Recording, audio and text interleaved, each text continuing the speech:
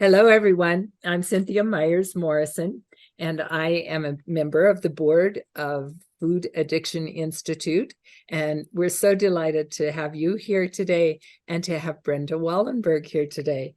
Brenda is an amazing woman. So please bear with me while I read some of her highlights. She's a specialist in natural wellness programs with a unique blend of experience as a social worker, co-leader of a faith community, and nutritionist.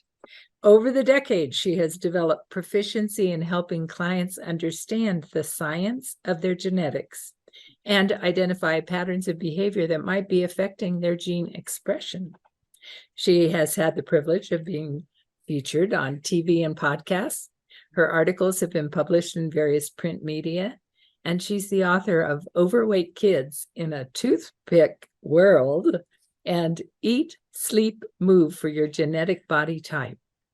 She's deeply aware of how environmental factors, both physical and emotional, can affect gene expression. As someone who practices what she believes, both as a proud mama of 5 adult children and nana to a growing gaggle of grands, I love that. Brenda is not just about helping you be the best version of yourself. She is about helping you understand how to get there.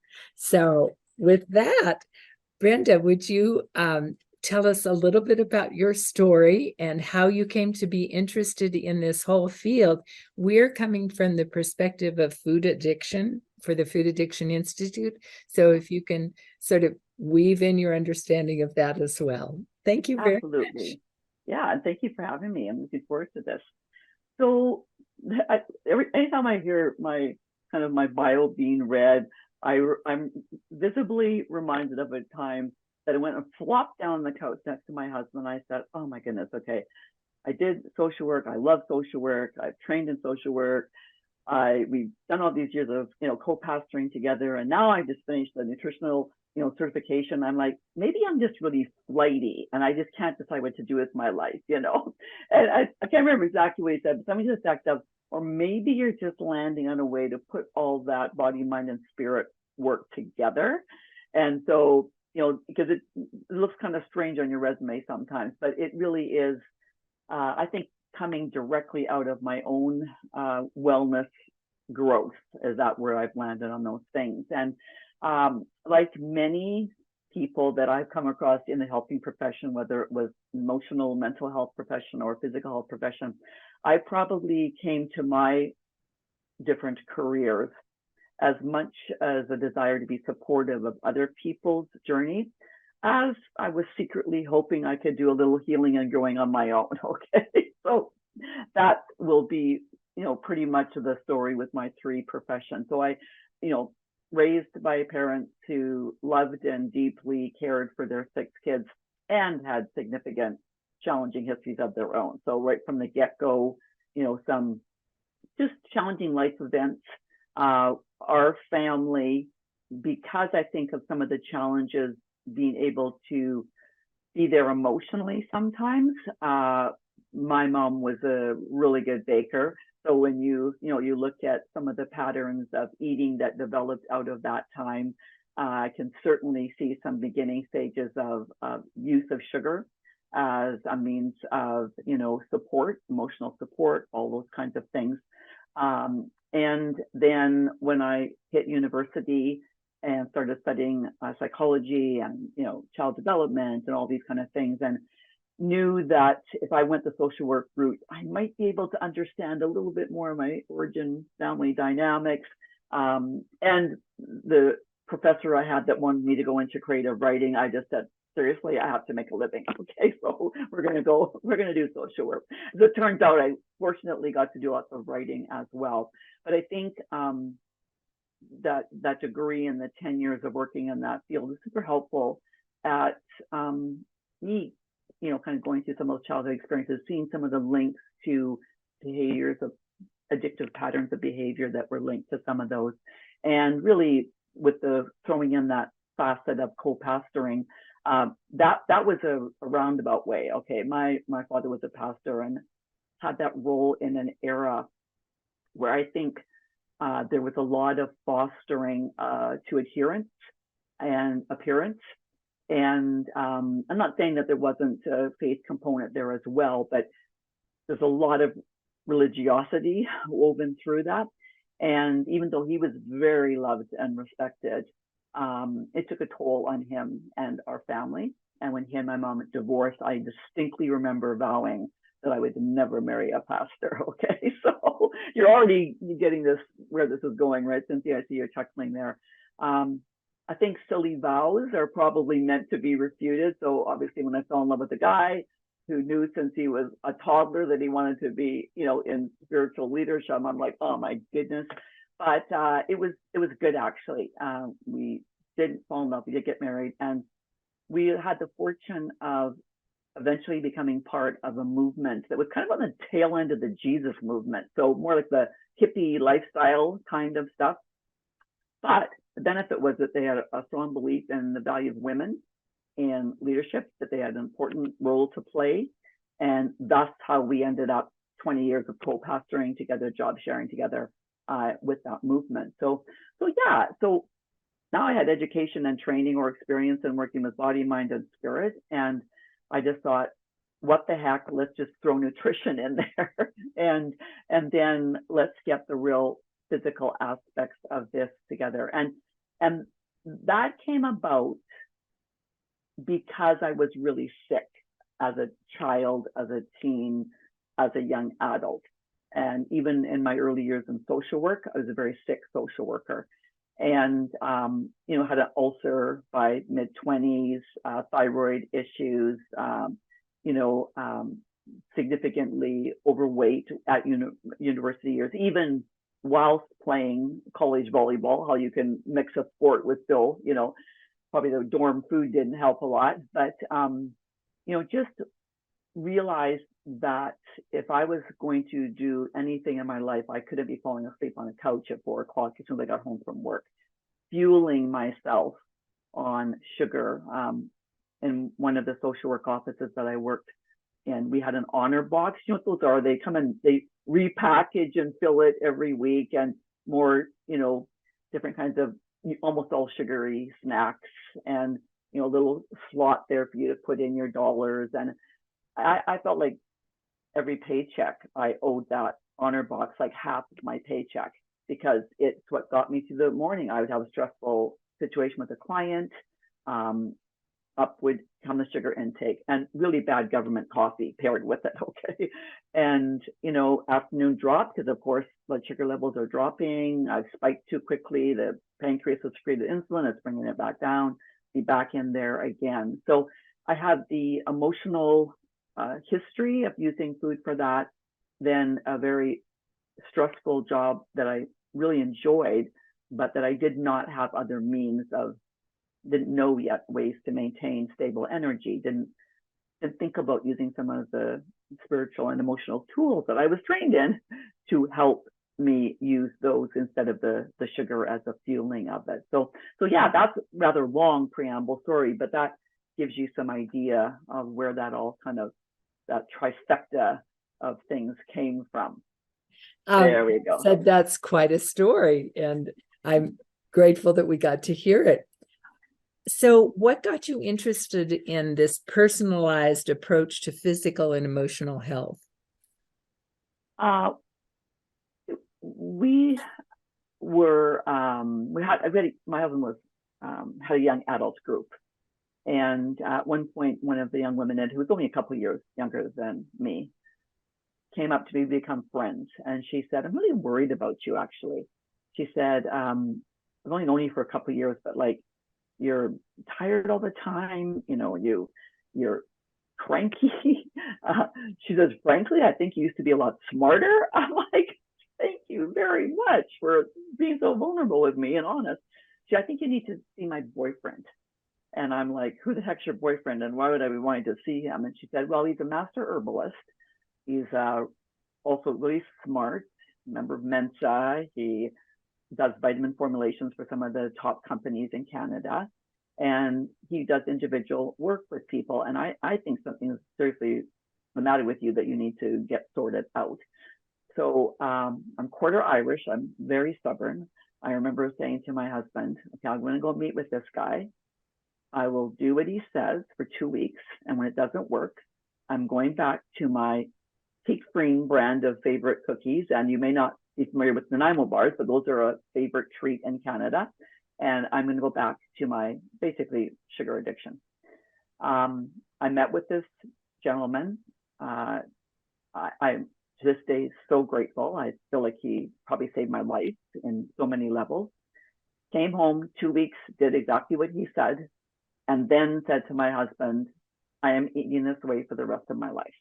So the way that this gentleman individually worked with me was my first clue that there could be, and I had good GPs and I had good medical professionals, don't get me wrong, but I'd never had someone ask those individual type of questions and listen to the answers.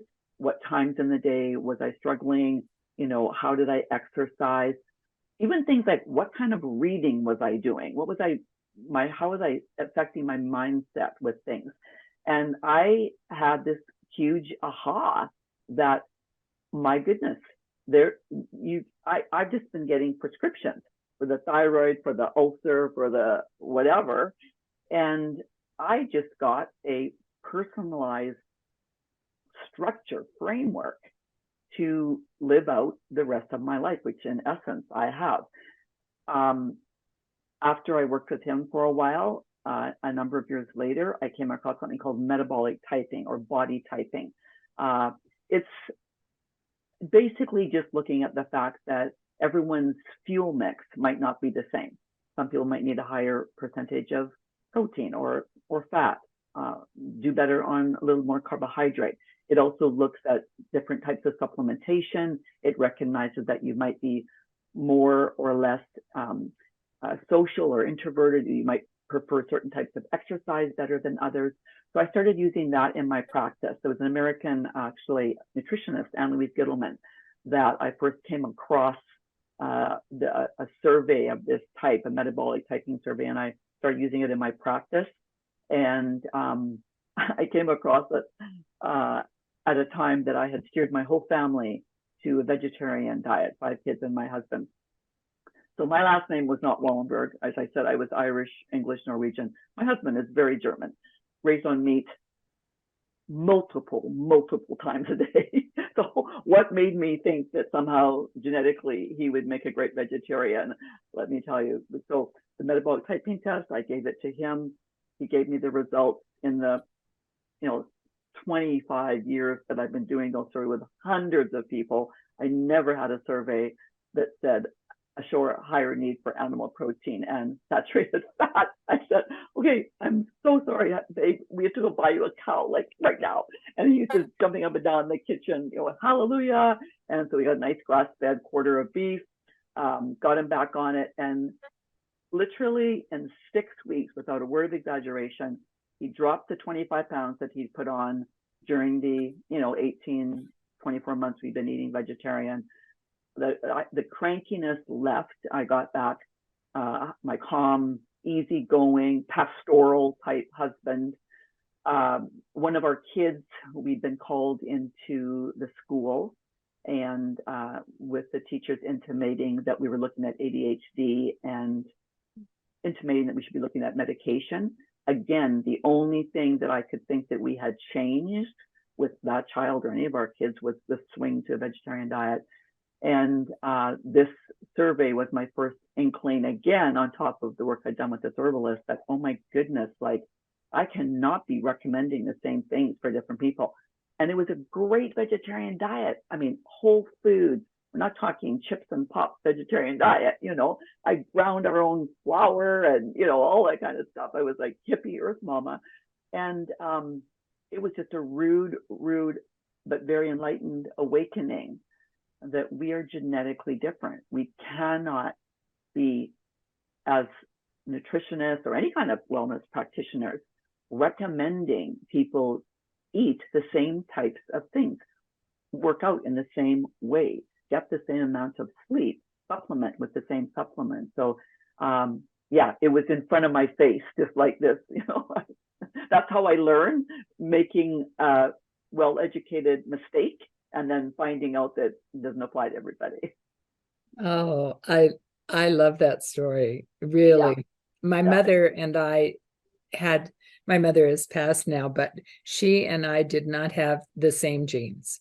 And when we looked at the genes, we found out that I was my father's child more than my mother's. So, would you talk some about the DNA platforms and genetics and how you got Yeah. into working with those? Because that's very exciting. Yeah, it is. And so that is really very new because realistically, the human genome has only been mapped for about 20 years, about 92, I think 95% mapped. I'm not sure the latest statistics. So it's only since, April 20 years ago that we even had the capacity to be saying, oh, this specific gene and this impact with this or whatever. So it's very new. I am not a scientist and not an expert in the field of genetics, but I love the work that I have been doing, and how I came into this has been in the last 5 years. I have a good friend who is also a nutritionist and who is also a PhD biologist. Okay. So about 5.5 years now ago, she called me and said, Brenda, we need to go to this training. And I'm like, oh, Alicia, what are you dragging me out to now? And she said, it's this. One of the naturopathic physicians that we had done some training with had done a great deal of work with some NDs and MDs to put together a new software platform that looked at people's genetics and based on that would make some recommendations. So I said, okay, Alicia, I'll humor you. We go to this full day training. I'm sitting there and I'm a fairly intelligent woman. I have university level biology and science, even with the or the nutritional certification, you have to take chemistry, organic chemistry, anatomy, physio, all that kind of stuff. I'm sitting there in this full day class going, I am so over my head. My only saving grace was I looked at Alicia, my PhD biologist friend, and she said, I am so over my head. And I was like, great. Because of course, everyone was over their heads because yes, you knew what genes were. And yes, you knew Mendelssohn's theory of pink and white snap peas and all of those kind of things.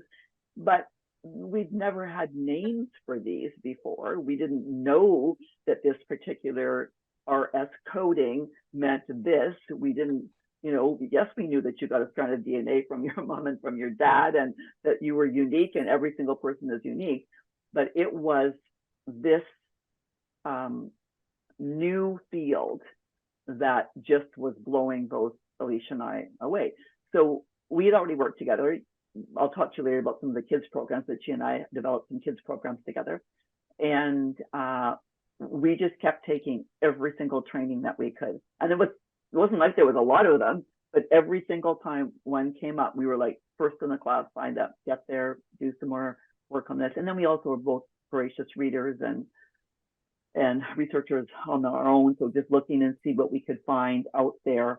And I would think that the big aha moment with this came the first time I ran a client's raw data. So from 23andMe or Ancestry, you can download the raw genetic data.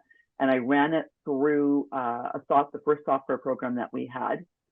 And it was like, oh my goodness, I actually, not only do I just know if they need more protein or more saturated fat, I can actually tell them like how many grams of protein they should be eating in a day and whether they should be doing that through intermittent fasting or through 3 meals a day.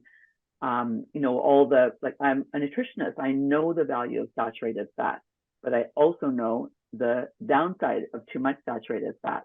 Well, how do I know? Well, now we can actually say 22 grams saturated fat a day, 30 grams saturated fat a day, based on the literature that's coming out about genetics. So it, like, for someone who is very type A like me, to have that precision, to be able to give someone that kind of guidance, that has been really helpful. And I've seen it, just the outcomes of it, people saying this has been game changing, this has been life changing. Nutritionists don't diagnose or treat, but we're quite good at looking at symptomatology, looking what kind of things the body is saying, and then with clusters of those symptoms, giving recommendations for dietary approaches and supplement. And it just got so much more fine-tuned. People were getting so much more benefit without having to do the calculated, educated guessing that you would do with the training before. It was much more able to be pinpointed. And for me, that was exciting. It saved clients time, meant they could start feeling better sooner.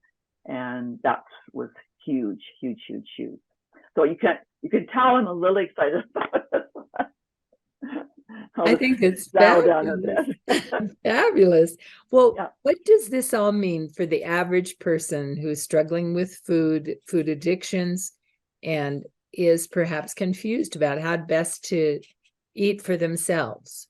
What does all this mapping of the human genome and what how does that get translated to an average person? So there's 5 things that I look for anytime I'm developing a program or protocol for working with a client. Okay, it's energy, clarity, structure, feedback, and accountability. So with the mapping of the human genome, that means that number one, people get energy quicker. So a lot of times if you're struggling with some kind of an ailment, some kind of an addiction, if it's been a while, it's frustrating. It has worn on you emotionally, physically, spiritually, I would even warn. And so one of the ways I try to bring support and vitality to people is, let's just get you getting some energy first, so you can then easier make decisions and make choices that you might need to do. So with the epigenetics work, I can help them get energy quicker because they actually are eating the right fuel mix. Okay. I think the next part about the clarity part of it is, I can give you food sheets till the proverbial cow comes home. I can hand you all kinds of things. If I actually tell you that, well, your FTO gene is heterozygous and you need 0.8 to 1 gram of protein per kilo of body weight, something clicks in the person. Like, I'm not just making a random suggestion. Like, I just actually told you the amount of protein each day that your body wants. It wants to thrive on that. And something about that clarity really seems to resonate with people. And then with the structure, yes, you can give them both a food plan and an exercise plan, whether they should be doing HIIT, whether they should be doing endurance running, kind of how many hours they're probably best designed to sleep on. So there you get this structure that just feels more safe. And it's not just, again, a random structure. It's, I'm pulling this out of your individual data. And then, having the accountability and feedback, because you are individual. So to be able to dialogue back and forth, and someone be able to say to me, well, this part's working, but I'm still finding I'm having some craving. Okay. Then we get to go. And especially when we're looking at different types of addictions, and that could be potentially sugar, be alcohol, clients that are addicted to work, clients that are addicted to risky sexual behavior, that are addicted to online shopping. It's a plethora, pot, all kinds of things. There's often a neurological component there that can do with things like dopamine and serotonin and some of the other, hormones that create feelings of wellness or satisfaction or motivation or pleasure. And so if, again, someone is struggling with addiction, if we can go down several layers and ask more questions, we get an opportunity to see what might be the contributing factors to those cravings.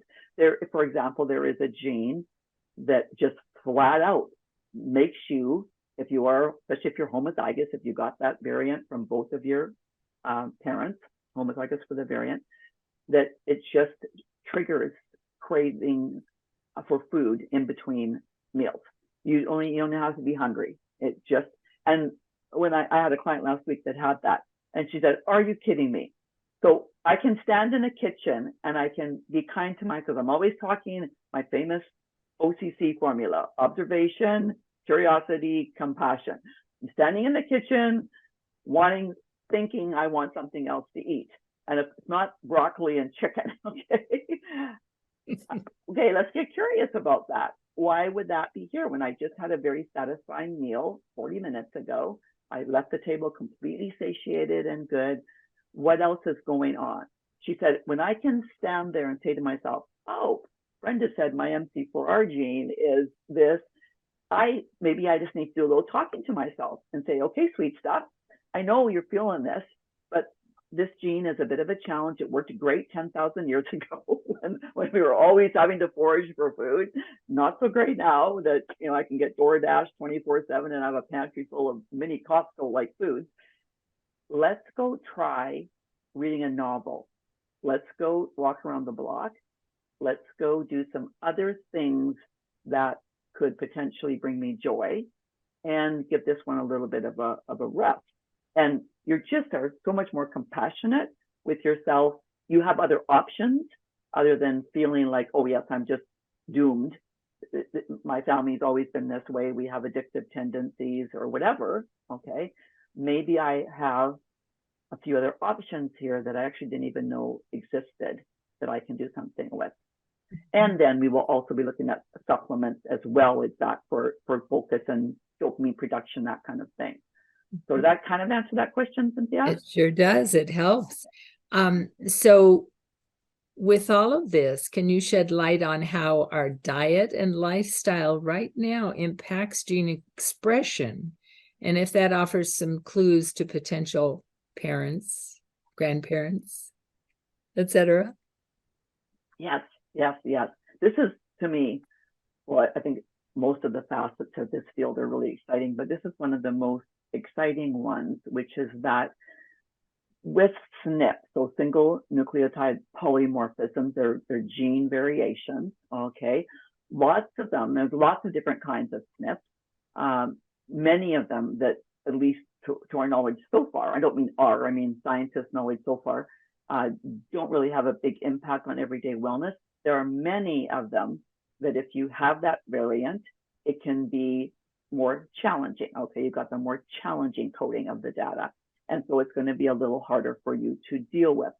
That means whether it's fostering cravings or making you more prone to injury, maybe you might convert a nutrient less easily than the active form that your body uses it in. But, and this is the part that's so exciting about this, we have a lot of control over the way most genes are expressed, okay? So we get this coding from our parents, okay? Say it's the challenging variant one. I often will use a traffic light language and say it's red. We're going to really pay attention to this one, okay? Most genes can be either reset. I mean, someone asked me today, you mean you can actually then I get the normal coding? No. Your genes don't change. You're always going to be the variant, okay? But think of it like an electrical panel in your house that when you're born, some of the switches are one way and some are the other way, and everything's going great. And then you have this electrical power surge that happens in your house, and they get, flipped into a bit of an adverse position through diet, through lifestyle, through supplements, through calming and self-regulation types of techniques. They can either be reset to what would have been their optimal, variation that you were born with, or you actually, and I'm not going to, this is where I need Alicia. Okay, so I'm going to kind of fake describe this, but it's almost like your body is able to biologically create a bit of a sheath that just kind of gets pulled over that gene so that it does not get expressed. So that those cravings, you can have the really challenging craving gene, but you've done some work now and it's not being expressed as often or at all. So how that, I think, helps, people that are looking to become parents, or already parents, or like me, a grandparent, is that you have tremendous power over gene expression. And I mean, nature versus nurture there's a lot of complicated layers going on in that, and they're almost oversimplified, but most people at least understand what I mean by that. And nurture almost always trumps nature. We almost always have the ability to do something there. So for parents, grandparents, potential parents, and I know you do this work as well. I like people, please come and talk to me before you decide to get pregnant. Please book an appointment like a year ahead or whatever, because we want to get you eating in the macronutrient ratios of fat, protein, and carbohydrate that are best for you. So that's one of the easiest things you can do. It's one of the things that Lisa and I call our no matter what, okay? You need to know your fuel mix. You need to, as much as possible, stick to that. Because if that's happening, there's less chance of cravings, less chance of swinging to addictions. You are getting all the nutrients that you need, okay? No matter what, number two is you need to get your circadian rhythm optimally functioning. Now, that's, again, potential parents, and if parents are saying, no, we've already blown it, our kids are so far off their optimal fuel mix, it's never too late, okay? You can always sit down, have a family meeting, even if it's adolescents, and older kids, and just say, do you know what? Mom and dad have learned some new things. We didn't actually realize the degree that nutrition played in our family health. And so we are going back to some basics, and you'll get some say in things. You'll get to help pick some recipes. You can help chop up some vegetables, okay? You get to taste things and say whether you like them or not. No one's making you clear your plate of foods that you hate, okay? But we are going to get our family reset so that we have the best chance of wellness and vitality. So that's one of the ways I recommend with the food for people who already have kids. Circadian rhythm, I'll go back to that, to sleep. Like, you don't just have circadian rhythms for sleeping. You have circadian rhythms for muscles, for liver, for reproductive hormones, like all kinds of things work on rhythms in our body. But one of the biggest ones is the sleep. So if you can get that in order, get yourself a sleep hygiene, again, pre-pregnancy or, post with bambinos and, older kids, we start turning off dimming the lights after supper. We don't do screen 1 to 2 hours before bed, no kind of screen. We do not sleep with our phone under our pillow, okay? It is out of the room. If you use it for an alarm and you don't want to go get a dollar store alarm clock, it needs to be on airplane mode. It needs to be notifications off, and making sure that we have quiet. We do quiet family games or reading after supper. We go for a little walk, getting that evening so we're not having the bright light that's telling us daytime. And conversely, we want the bright light in the morning. So kiddos, we're not sleeping until noon. Sorry, we're going to be up and at them. I mean, let's face it, I had 5 teenagers, okay, at one point, and it was like, Mom, everyone gets to sleep in on the weekends. You're so mean.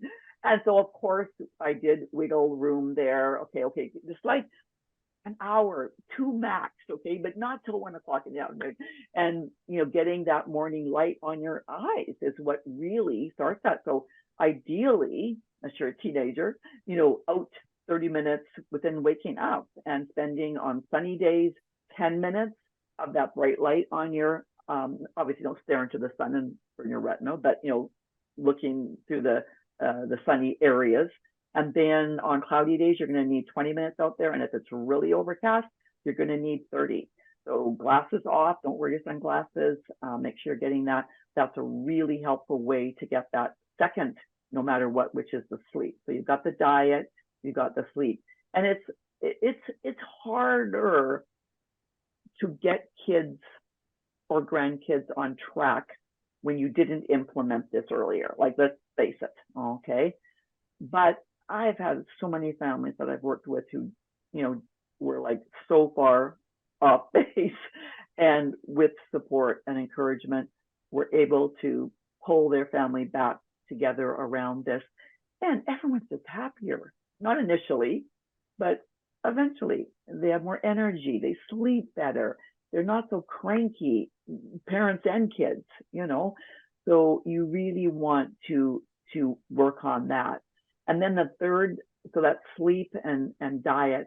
I think stress management is the other, or self-regulation is the other kind of, no matter what, that I work a lot on in my practice. And that means that if you've got trouble with the dopamine production, for example, or the serotonin production, or we have what's called an HPA axis, hypothalamus pituitary adrenal axis, that, again, I'm going to give you the non-biologist description, but I always see this little diagram of those three organs in a row, and the hypothalamus sends out some messages, neurotransmitters, hormones, drops down to the pituitary gland, that gets a few more messages, drops down to the adrenal gland, and that's how we regulate many things, but one of them being cortisol. And what's supposed to happen is that little diagram then has a couple of little arrows that come back, because it's on a negative feedback loop. So once the cortisol levels are high enough, the body should be sending messages to the hypothalamus and pituitary gland to say, okay, thanks, time out, good enough, you can cool it for the day, time to start having our cortisol levels drop. And so when we fall asleep at night, they're the lowest levels, and they'll gradually come up overnight. So that's ideal, okay? Most people, most families, most kids are not necessarily well regulated in that. We live in stressful times, although I think if you lived in the era of Braveheart, you would think that that was stressful as well. Men in kilts chasing you down a hill with maces, it could be very stressful. But it is stressful now. It's stressful for kids.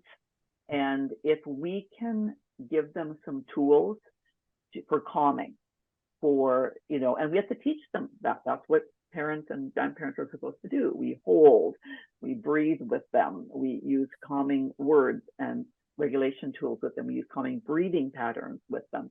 And that is kind of the third, no matter what, along with the diet and the sleep, is getting our families self-regulated so that they can grow, thrive, handle things that come their way without being thrown off kilter for long periods of time.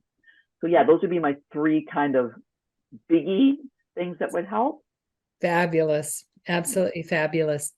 How do you work with families to encourage them to inculcate in their children the ability to say no thanks to all those pressure points that are out there? For the parents as well, but so many people say to me, I can address what's in our house by not buying it. I can address it pretty significantly.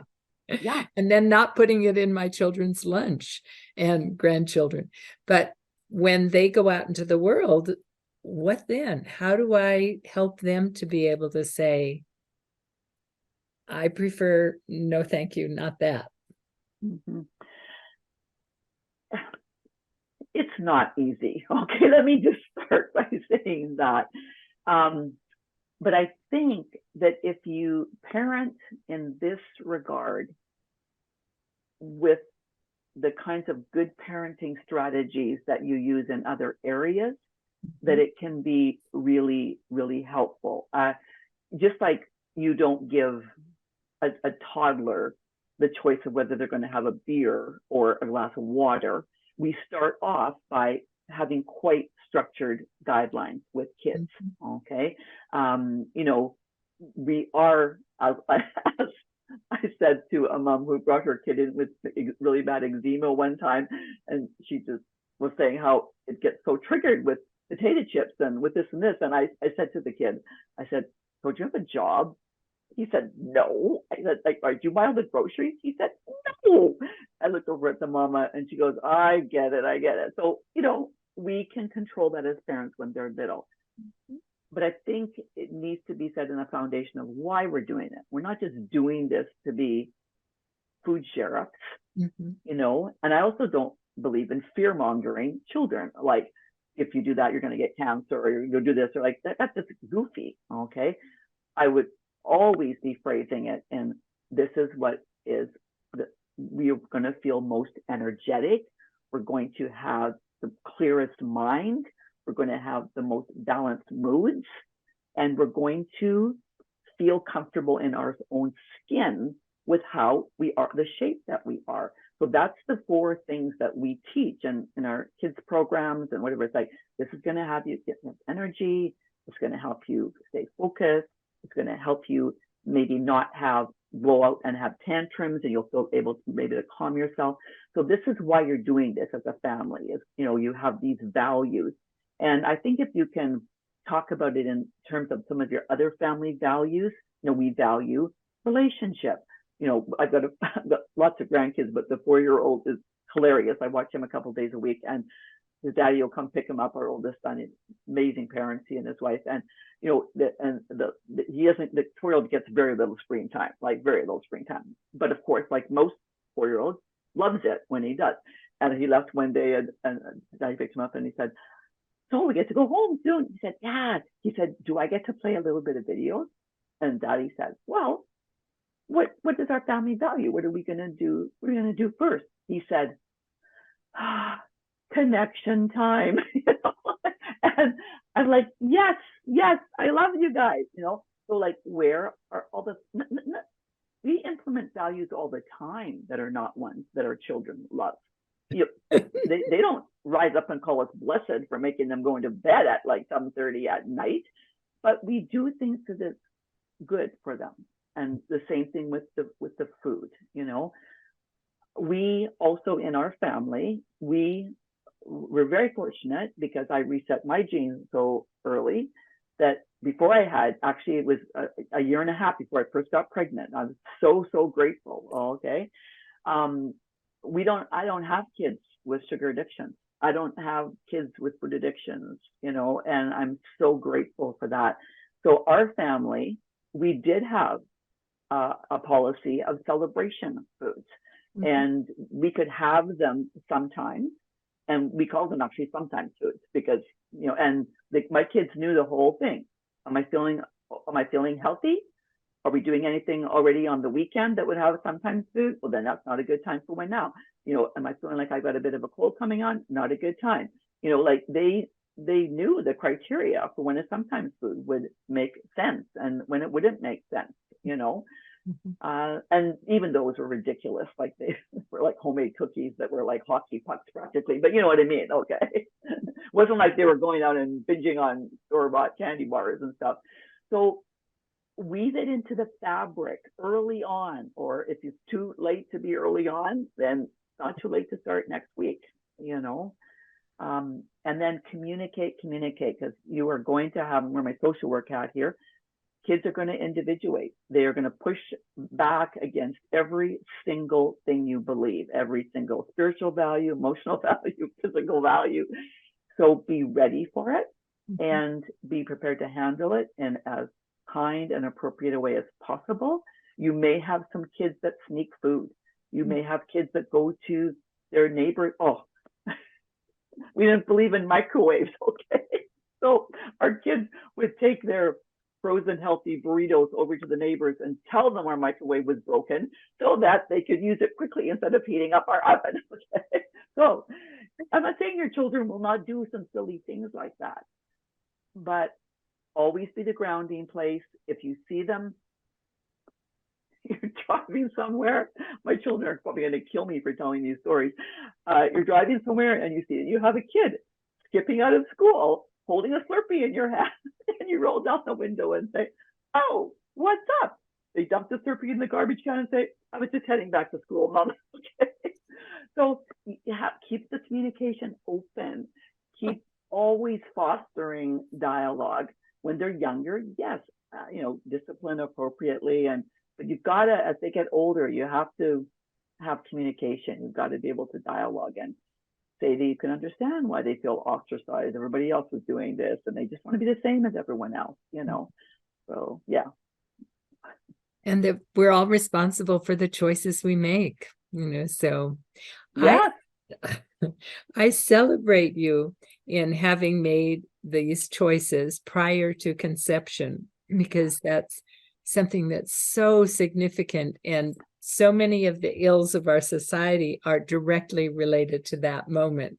So when you say a year before, I mean, it takes 4 months for an egg to go from here to there and be ready to ovulate and be ready to go into a placenta that's ready for health and well-being. So, and the methylation and the spermatogenesis, all of these things are things that the parent, potential parent, needs to be healthy before any of that happens. Yes. So, yeah. Oh my gosh. So in your experience, you had family members that had difficulties, perhaps had this FTO gene, and that then, because do you believe, it's a question, do you believe that because you prepared, in advance to be at your healthiest weight and well-being prior to conception for each of these children, that you ended up with children that don't have these difficulties? Absolutely. Why I ended up waiting wasn't because I was so brilliant and thought I should wait and get healthy. I didn't want to have kids. Okay. So I think that is God's grace to me that I thought I didn't want to have kids, because I loved my career. I loved my social work. I worked with very challenged adolescents. It was a very stressful job. I loved them dearly. It was a closed containment unit that I was working in just before I finally did get pregnant. And so I just feel like it was like grace that I didn't want any, because I would have felt, I don't even want to compare what would have happened. But so we have kids, okay, and some of them have done their genetics, and my husband and I have done ours, and so we just can pull them together. And I have some challenging genes. Some of the kids have got challenging genes, but guess what? They're not being expressed, okay? And when they are expressed, it is because that child, as a young adult, for example, may be going through some stresses that are happening.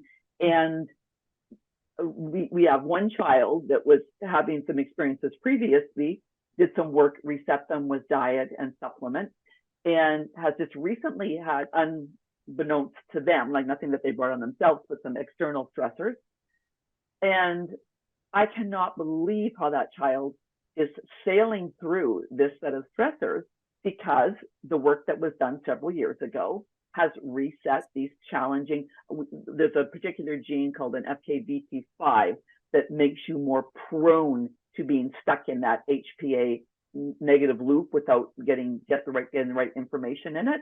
And thanks to their mother, who is homozygous variant in that, our children will all be at least heterozygous on that. Okay, so it's just like, to be able to know that you can have that gene coding, which is a very challenging gene coding, and it does not have to be expressed when you are doing your meditation, your centered prayer, you are eating well, you are getting outside in nature, you are getting to bed on time.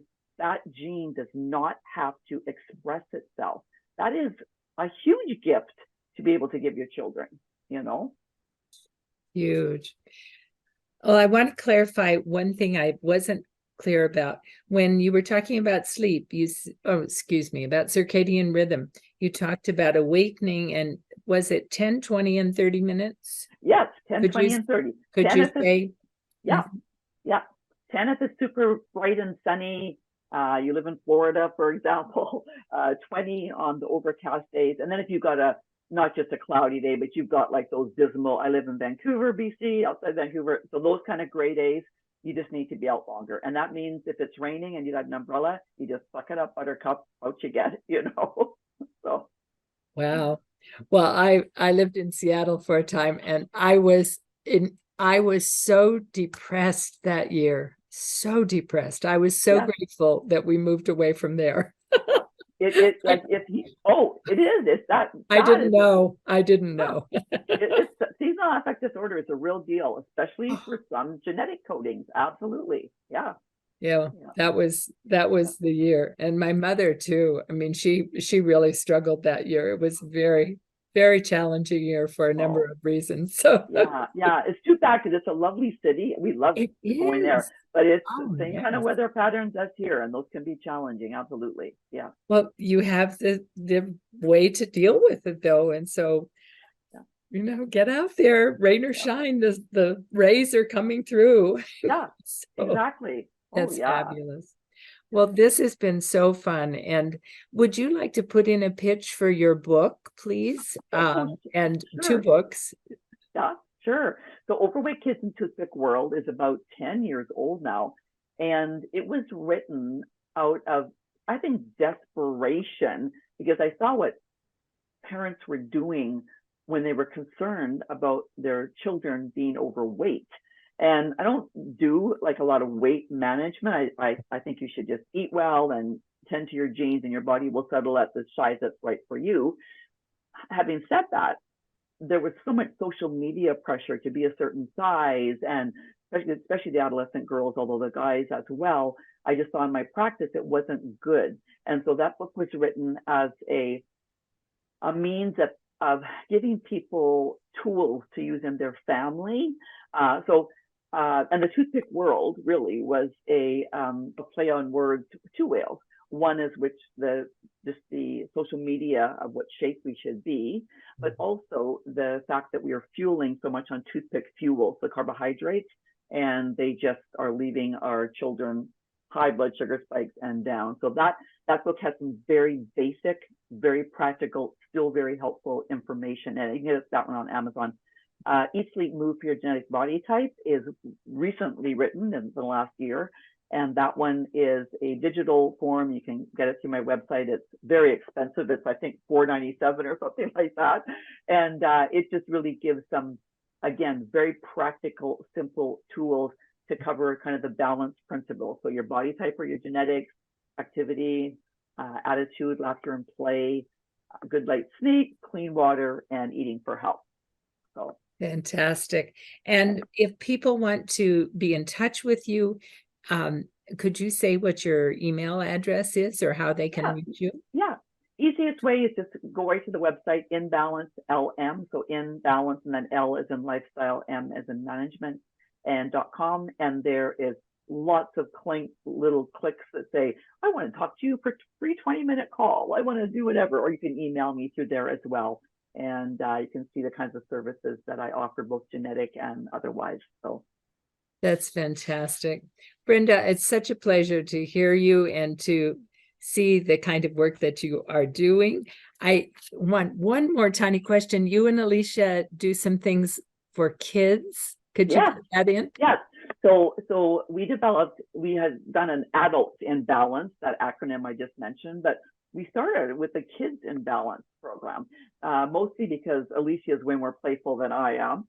And so it is available on that same website. It's one of the products that we offer, and it is a do-it-yourself program. The modules are on there, and it really walks you through how to work with your children, kind of like toddlers on up to, I would say, 10, 12 years old, and how to get them on board with eating well, sleeping well, in fun ways. There's a little kids workbook that goes with it, gives them activities too that are focused on their heart and their brain and their path. So you're covering the emotional, the physical, and the actual kind of direction, the structure. So yeah, it's a great program, available full anytime, but just through a do-it-yourself program on there. Wonderful. Well, Okay. Kudos to you. And I'm so pleased that you came to talk with me today and to be here, and just delighted that you are going to be on Food Addiction Institute YouTube, and people will be able to access that. So thank you. Thank you. Thank you Really. for having me. I loved interacting with you. You asked great questions. It's been really fun being with you. Thank you. It's a pleasure. And for those of you that are watching, please feel free to donate to Food Addiction Institute. We're always happy to receive your donations. And if this has been helpful for you, reach out to Food Addiction Institute for more information, or to Brenda Wollenberg on her site. Thank you very Thanks so much. much. Take Thank care. you.